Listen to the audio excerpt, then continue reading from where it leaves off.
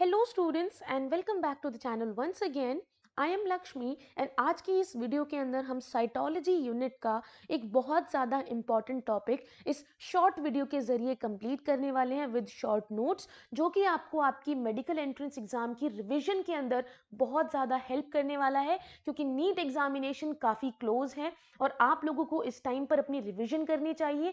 जितने ज़्यादा टॉपिक हो सके उतने ज़्यादा टॉपिक रिवाइज करने चाहिए मिनिमम टाइम पीरियड में। तो उसी चीज़ को ध्यान में रखते हुए मैं आपके लिए ये सीरीज लेकर के आई हूँ, जिसके अंदर आपको डेली ऐसी कई वीडियोस मिलेंगी जिसके अंदर आपके छोटे छोटे इंपॉर्टेंट टॉपिक्स और बड़े टॉपिक्स को हम शॉर्ट नोट्स के जरिए आपको यहाँ पर रिवाइज करवाएंगे। तो प्लीज चैनल को जरूर सब्सक्राइब कर लीजिए for more such videos. Video पसंद आती है तो लाइक और शेयर करना ना भूलें। उसी के साथ साथ एक और इंपॉर्टेंट चीज ये है आपके लिए, अगर आप नीट के लिए प्रिपेयर कर रहे हैं तो आपके लिए इस चैनल पर एमसीक्यू सीरीज भी ऑन है। आप उस एमसीक्यू सीरीज को भी जरूर फॉलो करें, because at the end of the day आप लोगों को एंट्रेंस एग्जाम में नीट में एमसीक्यूज को ही अटेम्प्ट करना है। तो जितनी ज्यादा आप प्रैक्टिस करेंगे एमसीक्यूज को अटेम्प्ट करने की, उतनी ज्यादा आपकी स्पीड और एक्यूरेसी बढ़ेगी। डिस्क्रिप्शन बॉक्स में मैं आपको एमसीक्यू सीरीज का लिंक दे दूंगी, आप प्लीज उसे जाकर जरूर देखिए। तो चलिए शुरू करते हैं बिना किसी देरी के। सारा इंट्रो हो गया, अब हम शुरुआत करते हैं आज के टॉपिक के साथ।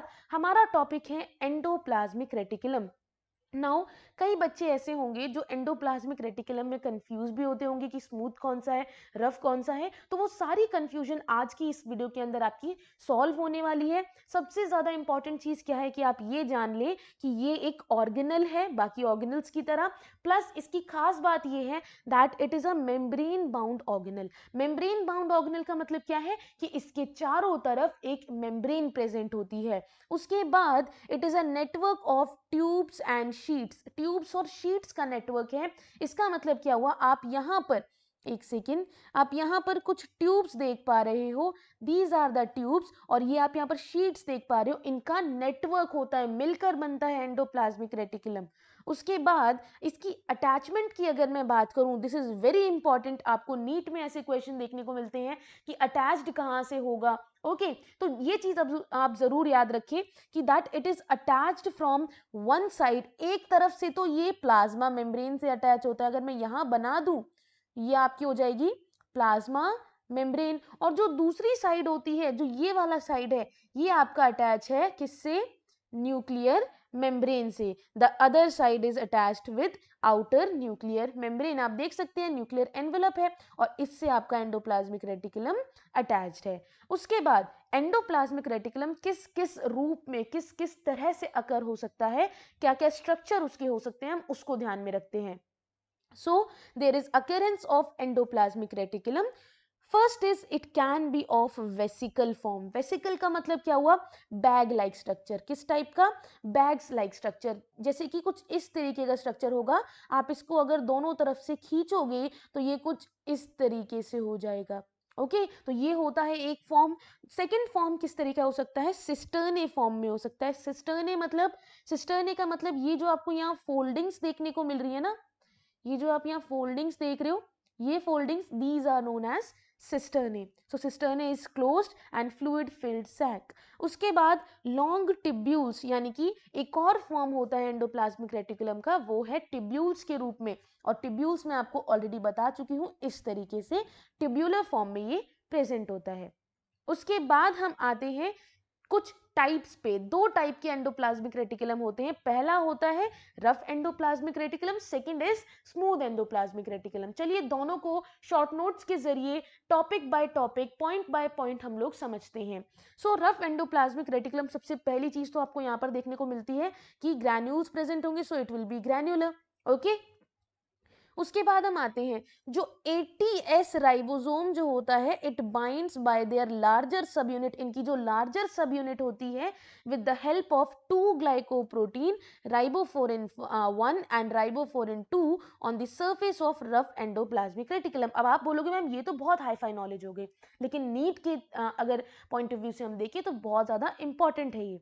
सबसे पहली चीज, रफ एंडोप्लाज्मिक रफ क्यों होता है, सबसे इंपॉर्टेंट क्वेश्चन, इसलिए क्योंकि रफ एंडोप्लाज्मिक के पास क्या होते हैं, राइबोसोम प्रेजेंट होते हैं। तो वही सेम चीज आपसे यहाँ कही गई है कि राइबोसोम यहाँ पर बाइंड करता है with the help of two glycoprotein riboforin 1 and second on the surface of rough endoplasmic reticulum. उसके बाद हम सेकंड में आते हैं, मेनली कंपोज्ड ऑफ सिस्टर्ने। अब देखिए हमने पहले भी ये चीज डिस्कस की थी कि एंडोप्लाज्मिक रेटिकुलम तीन तरह से हो सकता है, सिस्टर्ने, टिब्यूलर फॉर्म और आपका वेसिकल।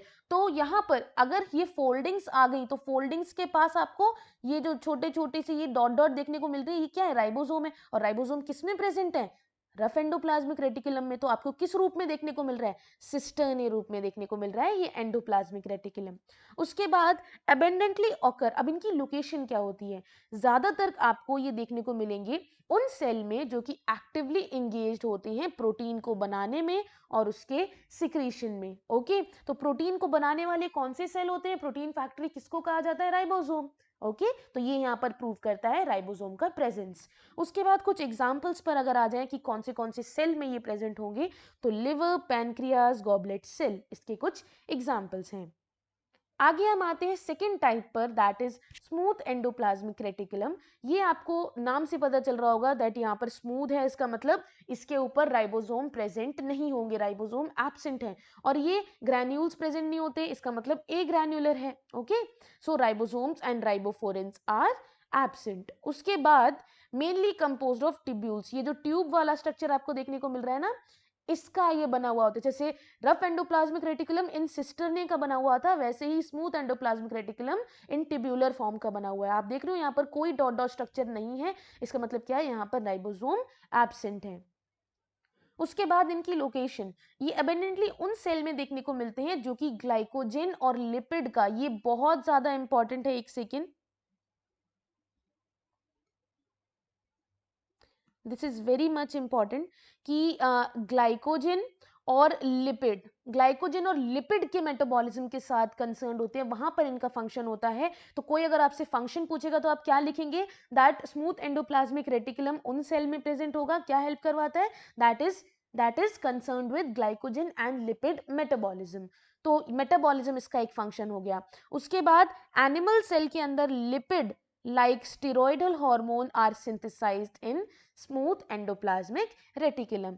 उसके बाद हम आते हैं एग्जाम्पल्स पे, कौन से टिश्यू, कौन से सेल में आपको देखने को मिलेगा स्मूथ एंडोप्लाज्मिक रेटिकुलम। सो एडिपोज टिश्यू में आप देख सकते हैं, एक सेकेंड, एडिपोज टिश्यू में आप देख सकते हैं, इंटरस्टिशियल सेल में आप देख सकते हैं muscles, glycogen storing liver cell and adrenal cortex. तो ये इसके कुछ एग्जांपल्स हैं जहां पर आपको स्मूथ एंडोप्लाज्मिक रेटिकुलम देखने को मिलेगा। सो आई होप आपको अब एंडोप्लाज्मिक रेटिकुलम के अंदर कोई कंफ्यूजन नहीं होगा। अभी भी कोई कंफ्यूजन है तो आप नीचे कमेंट सेक्शन में कमेंट करके मुझे बता सकते हो। कोई भी ऐसा टॉपिक है जिसमें आपको दिक्कत आ रही है तो आप वो भी मुझे बता सकते हो, मैं नेक्स्ट वीडियो उसी टॉपिक पर जरूर क्रिएट करूंगी। उसी के साथ साथ आप अगर चाहें तो हमें हमारे इंस्टाग्राम हैंडल पर भी फॉलो कर सकते हैं, द HL अकेडमी। और प्लीज चैनल को जरूर सब्सक्राइब करें MCQ सीरीज और इसी तरीके की शॉर्ट वीडियोस के लिए। Thank you so much, have a good day, bye bye.